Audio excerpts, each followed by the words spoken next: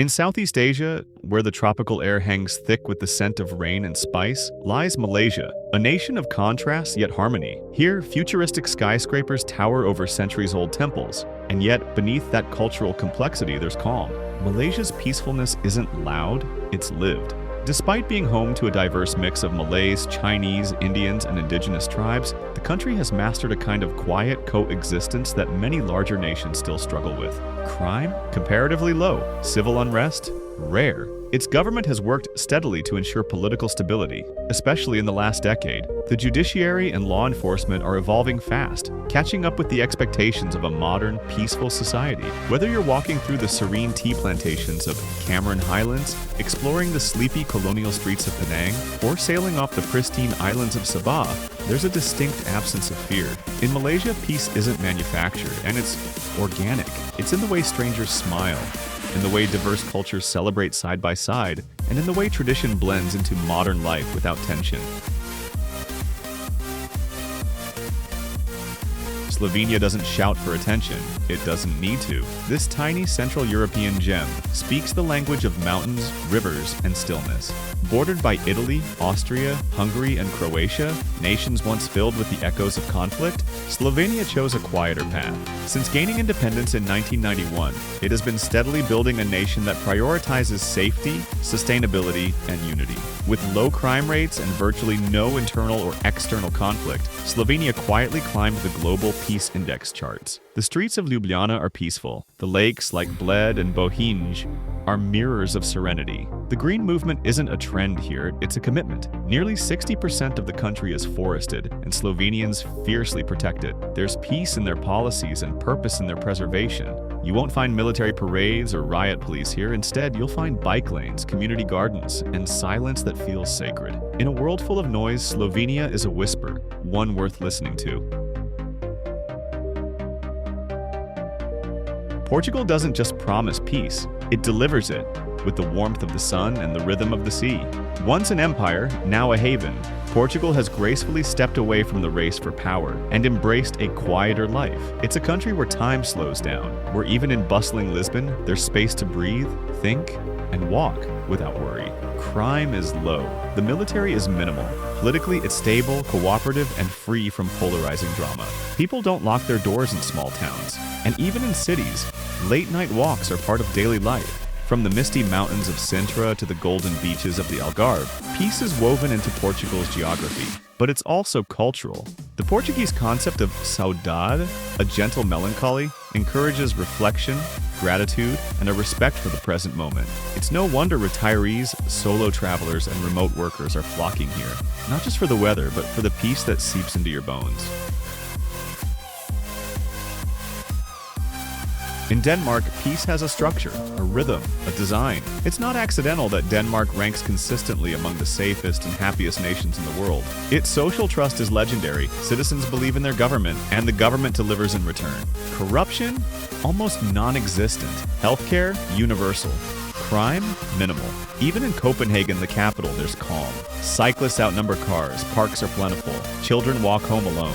This isn't because Denmark is small, it's because its people have chosen simplicity, equality, and quiet strength over conflict and chaos. One of Denmark's most powerful concepts is hygge, a feeling of cozy contentment, often created through warm spaces, candles, shared meals, or just intentional stillness. It's more than aesthetic, it's national philosophy. In Denmark, peace isn't just a condition, it's a culture, one practiced daily in ways small but deeply meaningful.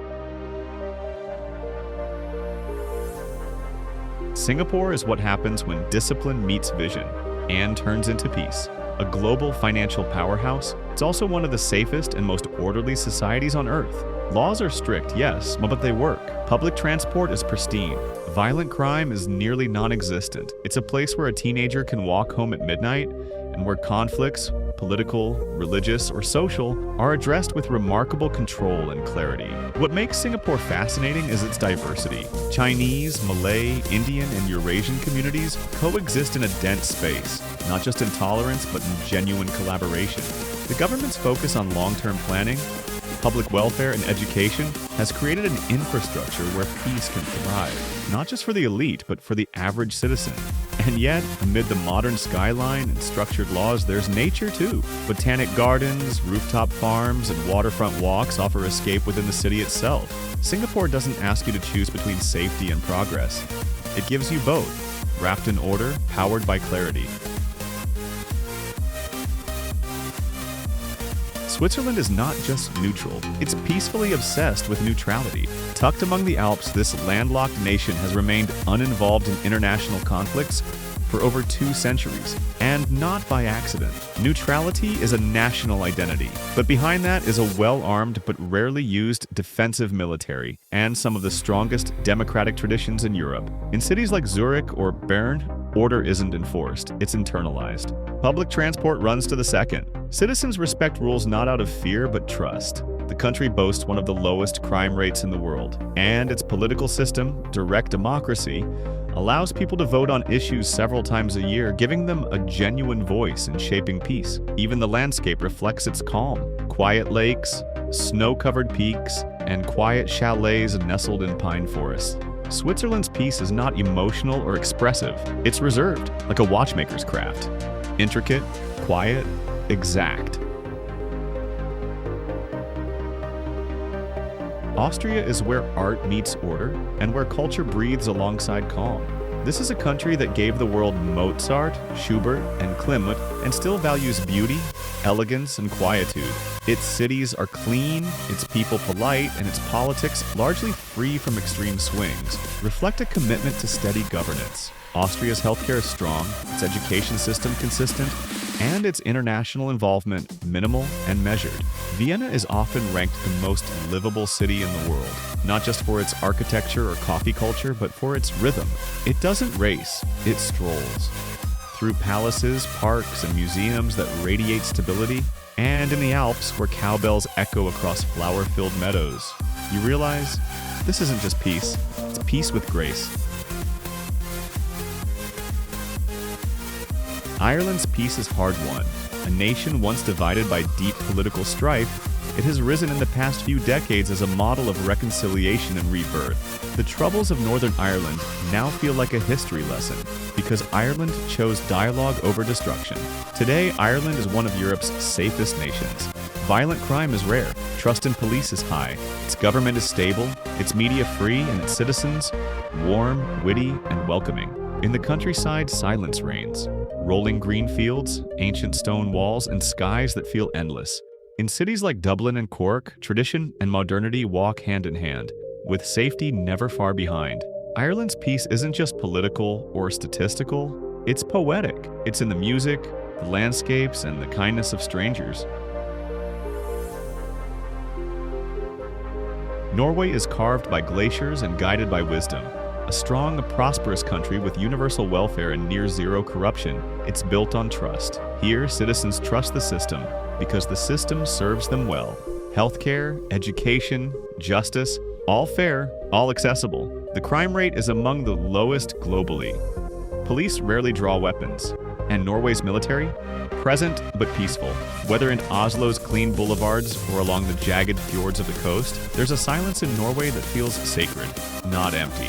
Even in its wealth, Norway chooses humility. It invests not in conquest, but in people, in equality, in environmental stewardship. Peace here is a shared value, passed from one generation to the next, like a northern light that never fades. New Zealand is a modern Eden, unspoiled, unbothered, unbelievably peaceful, separated by oceans and elevated by its values. New Zealand thrives with a political culture of inclusion, a social structure based on trust, and a lifestyle where nature and nurture work together. The crime rate is astonishingly low. The people are humble, direct, and kind. The government operates transparently, with policies often focused on well-being over GDP. Its indigenous Maori heritage isn't erased, it's respected, woven into national identity. And then there's the landscape. Fjords, rainforests, volcanoes, and coasts that stretch on forever. New Zealand isn't perfect, but it is profoundly calm. And in today's world, that's rare enough to be sacred. Welcome to Iceland, not just the most peaceful country in the world, but but possibly the most remarkable. It has no army, no navy, no air force. Its police rarely carry guns. Its crime rate is so low, some prisons sit nearly empty. Conflict is virtually non-existent. Instead, there's geothermal warmth under your feet, the northern lights above your head, and a deep, quiet trust in the people around you.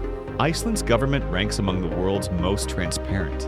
Gender equality is real. Community bonds are strong. It's a society where peace isn't an exception, it's the expectation. Even the landscape feels protective, volcanic, icy, and timeless. Iceland doesn't just lead the world in peace, it reminds us what's possible.